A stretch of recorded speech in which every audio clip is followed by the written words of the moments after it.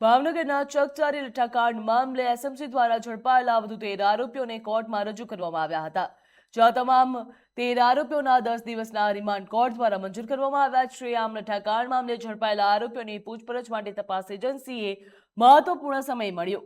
હવે રિમાન્ડ દરમિયાન આરોપીઓ પાસેથી કાચા દારૂના સમગ્ર નેટવર્ક, દારૂ બનાવવા માટે વપરાતા સામાનની વ્યવસ્થા, સપ્લાય ચેઇન અને આ પ્રવૃત્તિ સાથે સંકળાયેલા અન્ય લોકો અંગે મહત્વની માહિતી મેળવવાનો પ્રયાસ પણ કરવામાં આવ્યો છે। એસએમસી દ્વારા કેસની તપાસ વિવિધ દિશામાં આગળ ધપાવવામાં આવી રહી છે। અગાઉના આરોપીઓની પૂછપરછ અને નવા ઝડપાયેલા આરોપીઓ પાસેથી મળતી માહિતીના આધારે સમગ્ર લઠ્ઠાકાંડની કડીઓ જોડવાનો પ્રયાસ પણ હાલ થઈ રહ્યો છે।